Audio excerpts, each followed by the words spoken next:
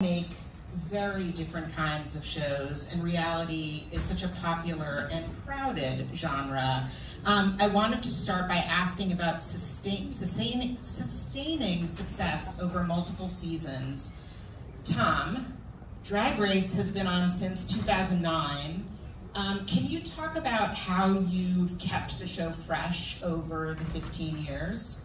I love the footnote that we were in production when George W. Bush was president. That's when we started. I was like, are we going to have, who's going to be president when this airs? Anyway, and we're at that point again this season. We started with the seed of an idea that drag queens drag is an art form that has not really been recognized, not been taken seriously. World of Wonder, Randy Barbado and Fenton Bailey have a long history with RuPaul from the 80s on.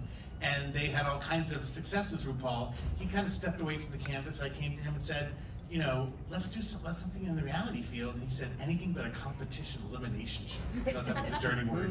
But we just really took RuPaul's career and figured out a way to sort of like, he's done movies, he's done acting, he's done commercials, he's done music.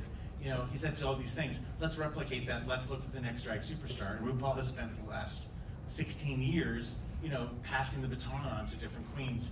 And the way we keep it fresh is just, we work hard and try to make the challenges different, but really what makes it fresh for us is the cast or the drag queens. They come to us, you know, now when we have contestants, 16 years later, it's like, well, how old were you when you first watched Drag Race? 5 years old, you know? So, but they come with an authenticity. They come from, you know, we do cast them, but we find them from all different backgrounds, and drag queens, by their very definition, it's not a shy person. It's not somebody who's going to be, you know, I want to go out and be a drag queen for an hour and then take it off. It's like, you've made a commitment. And in reality television, we joke they are the Marines of reality television. They do their makeup, they have to dance, we put them through a lot. So I say we keep it fresh by learning from and echoing and building upon the drag queens. And they get to learn from us oldies too, so it's a nice multi-generational mix. Alex, your shows, The Real Housewives of Orange County, premiered in 2006. The Real Housewives of Beverly Hills premiered in 2010, and its spin-off Vanderpump Rules premiered in 2013. And those casts are pretty static. It's not like you're casting new people every year. What have you found are the best ways to keep the shows feeling new and engaging the audience? Well, I think the cast surprises us with an endless supply of story that we could never imagine on our own. And so they keep it fresh just by virtue of lives that overwhelm me. And then, in addition to that, we do refresh the cast every once in a while, or actually more often than that. And so we take a look at the dynamics of the group, and we will mix it up as needed. But also, I would say the storytelling has changed. And so, for example, we used to never break the fourth wall. We acted as though the show was a pure documentary, and the show didn't have any impact on the story that we were covering. And now, sometimes, their real lives are about what we're covering on the show, and we acknowledge that. So, I think it's not thinking that there is a formula that is set, and allowing what happens in their lives to, you know, allow us to creatively flourish and make changes not for the sake of making changes, but make changes for the sake of finding new and different ways to tell new and different stories. I love the breaking of the fourth wall. Jen, Diners, Drive-Ins, and Dives revolves around star Guy Fieri, and it premiered on Food Network in 2007. Can it just go on Food Network willing as long as Guy wants to do it? Well, I think that, you know, the food genre is so popular because it's something that we all can relate to. It's a shared experience. And so that gives us a, you know, running start right there. But then Guy's unending enthusiasm for the mom and pop.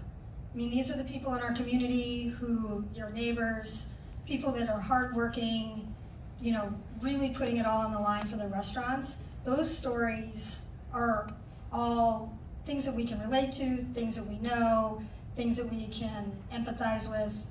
And Guy truly, authentically, those are his people. That's who he cheers for. He roots for the mom and pop. He roots for the immigrant coming here to start a life in the US with the success of their restaurant. And so I think that that is just something that's an unending storyline that people enjoy watching. It's very comfortable, it's very relatable. So yeah, and again, because Guy is so authentic about it, people can sniff out if things aren't real, if they're not authentic. And he has such pure joy and energy and enthusiasm. I mean, he's the Energizer Bunny, he never stops. And I don't think his enthusiasm will wane for that. So yeah, I think it can go on. It's funny because different generations now watch it. It's gone, you know, little kids to grandparents, you know, all can watch, co-view the show as well. Courtney, you were at Food Network for years, most recently as president. With your new company, Butternut, how and where do you look for new ideas, especially in the food and lifestyle space? Yeah. So I think, you know, in the lifestyle space, people are coming for entertainment, but there's this other layer of connectivity, especially to the talent. So I think it's all about, you know, some people when I was at Food would say, oh, are you looking for a show about X kind of cuisine? And it was, we never looked at the landscape that way. What we always looked for was what is a unique point of view. Like Molly Ye, for example, was born in Chicago, was a musician, had a really diverse background, fused Midwestern cooking with a lot of different pieces of her own heritage and family. And so she just created this whole new perspective on food and how to cook on a farm as somebody who was a young newlywed just moving to this rural area for the first time. So her perspective was really unique, for example. So I think it's about this desire to tap into somebody who is seeing the world in a brand new way. And so much of that is on social. So I think, you know, our challenge now is there are so many voices, there are so many people sharing really personal looks on this world. So how do we then take what's on social and really take advantage of a medium that is longer form and not just duplicating what's already out there, but what are the bigger stories, the bigger stakes? What can you tell in a television show that isn't already covered in short form? So I think that's really what we're looking for, is leaning into the stakes, the theatrics, the big screen of the TV format, and really making it its full use. So I think we're getting a little bit more ambitious, if I had to summarize it in one kind of general trend. Isabel, you're the president of production at Propagate, Ben Silverman's company, and your show, The GOAT, where reality stars compete for who's the best reality star, is on Amazon right now. How many shows are you working on at once? Like, what are your days like? Usually incredibly hectic. Right now, I would say it's not necessarily representative of what we're usually doing. Right now we have 7 shows in production, where usually the norm was, for at least as long as I've been in Propagate, which is 8 years now, it's been about 15 to 20 shows. So I know, it's a lot, and thankfully my staff has gotten bigger, because at the beginning it was very small and very hard to keep up with everything that was going. But I think that's a part that I really love working at Propagate, because of all these different types of shows. I mean, we do scripted as well, but in the unscripted arena, like, we do so many different genres, right? Like, probably one of the most fun shows I've ever produced in my whole entire career. I've done competition reality shows before, but this one was just so tongue-in-cheek. Daniel Tosh was our host, and he was incredibly funny. Like, not just with what bits he would come up beforehand, which were like insane, and I'm like, I don't know if that's gonna work. And then he would come out, and I'm like, oh no, it works. And then it was like, not only that, like, off the cuff. I mean, that's what you get when you're working with brilliant comedians, right? They're just like, he was improvising, he was like playing off everybody. He was Jill, one of the housewives from New York. Jill Zarin, everyone. Jill Zarin, yeah.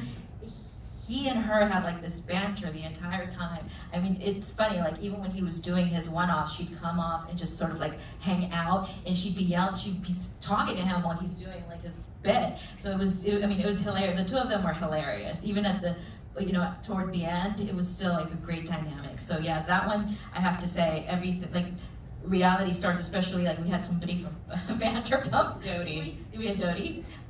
We had Survivor, we had Big Brother, so a lot of these people, they were scheming and they knew what they were doing, but I think that having that comedy, like, play out through the entire thing, made it so different than really anything that I've produced in the past, which seems so, like, serious, and everybody's, you know, biting their nails, hoping they don't get eliminated. On this one, it was like, even when they did get eliminated, they did seem to care about it, because they were like some huge temper tantrums at the end, but but it was all in good fun. You mentioned this a little bit, Alex, but I'm curious how all of you think reality TV has changed since, you know, like, what are the biggest changes, Alex, since Bravo changed the world, or my world in any case, with The Real Housewives of Orange County?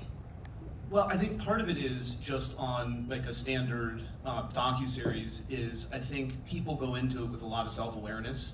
And so I think the good old days, you know, reflected people kind of being themselves and not worrying about what the reaction was on social media. And now I think we fight against that all the time. So I will say, in casting, we look for authenticity, we look for potential cast members that are not giving us every single cliche that they think we want to hear, and that's harder and harder to find. Tom, is that an issue on Drag Race, the social media aspect? Like, the very self-aware, like, how people are so worried about how they're going to come across? It's different than it used to be. Definitely earlier seasons, people didn't know what to expect, and I have incredible respect for our very first season cast who had no idea what they were walking into. And there's sort of a different issue, but the idea of once they're on, the feedback they get, it's hard. You tell contestants, don't read the comments, but they can't help it. But there is this weird minority of craziness. I think it is a minority, actually, and then what the love they bring. But our queens, we put them through so much. They are having to be creative and make creative decisions on a daily basis. So that self-awareness wears off at some point, I think. Courtney, in terms of the world of food TV, what changes have you seen over the years? You know, I think that authenticity is really, and I know it's an overused word, but it's really key. And so once you've got a format where people know how to play into that format and what the expected beats are, so I think that ties into also how to keep it fresh. You know, we just filmed a season 1 of an art food series where it was a really unexpected journey for these chefs, and it was so incredible what we captured because they didn't know where the roadmap was, and that was part of the show. And so one of the problems we'll hopefully face is, okay, in subsequent seasons, how do we keep that unknown and that mystery so they're not coming in and saying, okay, I know how to game the show from watching so many episodes, or I know, so it feels like they're really experiencing it, and there's that other layer of humanity and vulnerability that comes with that I think once a show gets to be, you know, a formula, is a battle. You hope to have those successes and those problems, but, you know, it is something that you really need to create around. What's that show called? Just sounds so good.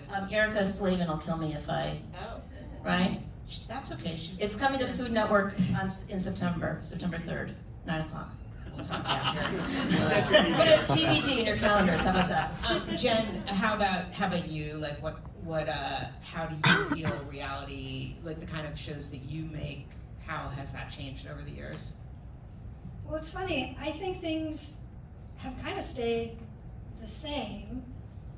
You try to keep it fresh, but people, you lean into, you know, competition formats. Like, people love the competition format. It's just, how do you slice and dice it, so to speak, to make it fresh and new and unexpected, but the beats kind of remain the same. Or like, for Diners, Drive-Ins, and Dives, it's a formatted show. It's a structured reality show, much different than like what Alex is doing.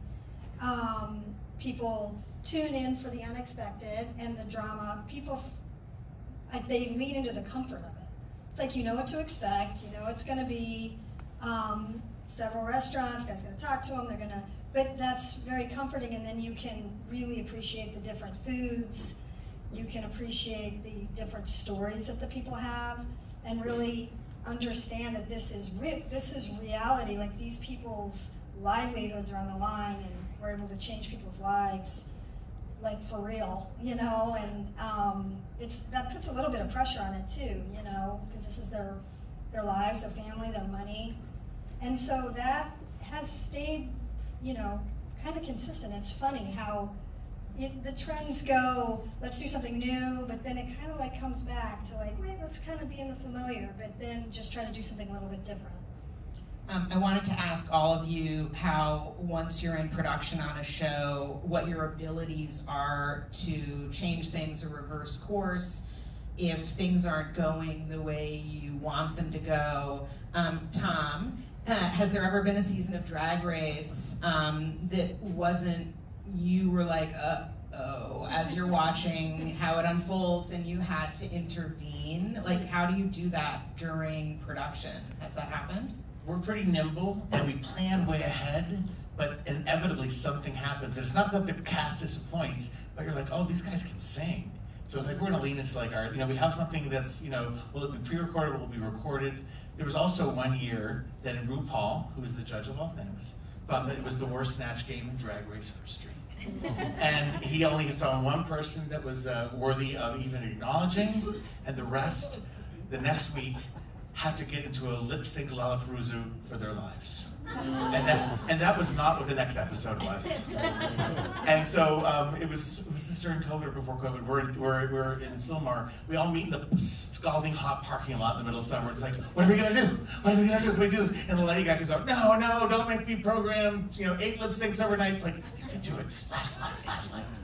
But we all get together and we do it and we love it. We have our director, Nick Murray. Everybody is so gung-ho about doing, you know, something different. We try not to throw those curveballs, but we love it. And I also say, you know, there was one All-Stars where the preemptive winner at that point, she won every challenge, Ben de la Creme eliminated herself when she's supposed to eliminate someone else. Oh. And these things, when I was as a producer, I'm like, you ruined my show.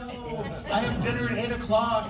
And then of course, what goes wrong, what goes off script, what really happens makes the greatest television. So we try to stay nimble and open to that.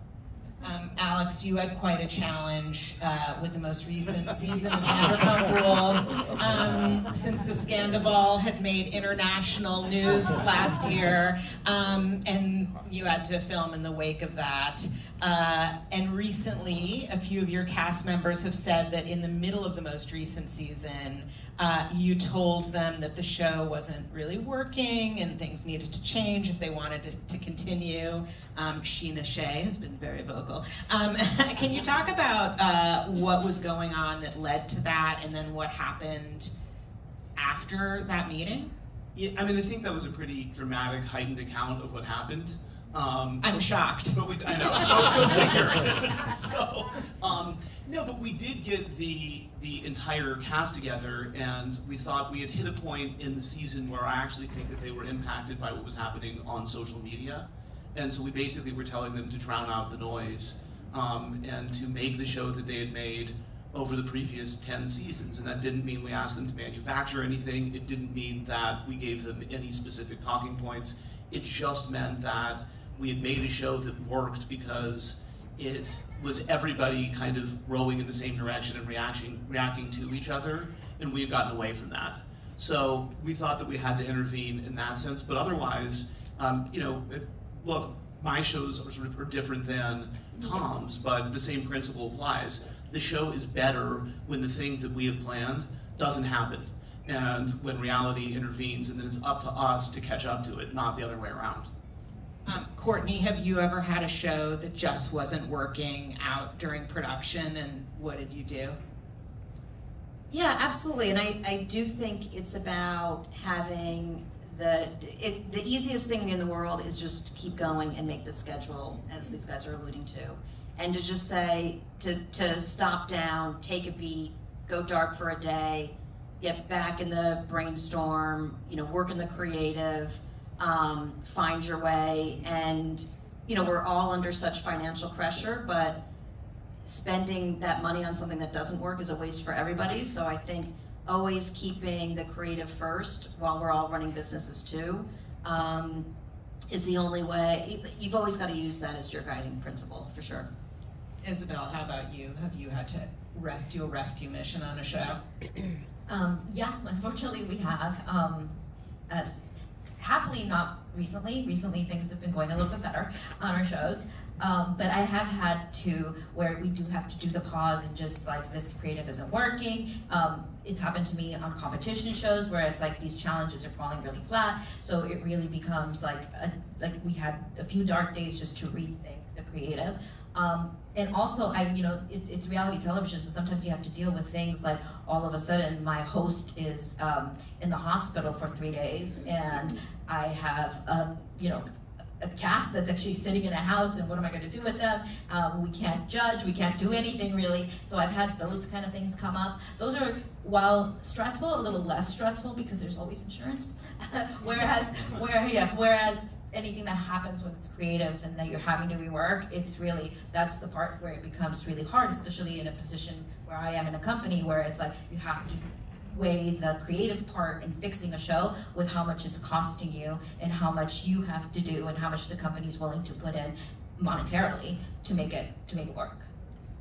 I wanted to ask you some specific questions about your shows. Tom, I'm going to start with you. Drag Race famously films every possible winner outcome when you shoot the finale. Can you take us inside how RuPaul chooses the winner and when that decision is made? Taking you inside the mind of RuPaul. Yes, please. I don't know if you want to go there. I'm teasing. I love RuPaul. Well, season 3, I think it was, when we were just a baby show on Logo. We used to shoot everything, including the finale, in the production schedule. From 4 on, we pause, we do kind of a live, closer to tape thing. But Perez Hilton, remember him? He leaked our winner for season 3 months before it happened. Now we've learned that leaks don't really matter. but it upset us a lot, so that was part of our thing, like how are we gonna keep the secret? And then we're gonna be in, the first time, we've been in nice places, but we're like in North Hollywood at, not the Debbie Reynolds dance studio, but some theater that has a lot of pictures of Debbie Reynolds in it. And we're like, well, we have 3 people, and it's like, how are we gonna, I'm like, and I'm shameless, I'm like, we'll just shoot different endings. We'll just shoot multiple endings. And RuPaul says, this is your last acting challenge. We don't like this with them. And it's like, it does give RuPaul time to not only witness, because RuPaul is right there. I'm in the control room. RuPaul is with them. He's their mentor. He's, he watches them perform. He can relate to them. So he gets a strong impression. But there is the whole how they perform on the show. So I think he has that opportunity to make that decision later in the season. Jen, I wanted to ask you about the scouting process for diners, drive-ins, and dives. Since the show has been on for so long, I'm sure you're not hurting for pitches, but how do you find iconic places and hidden gems when you're in season 39? Well, when we go into a city, we have a research team that has been with the show since the beginning. Most of the people have been at least 12 years or so on the show. So they're become real experts at going in, talking to people, honestly, like, what's really helped is with more like Yelp and things like that, because it gives us a starting point. We dig in, we find, all kinds of places. And then Guy is really, really involved in actually choosing the places.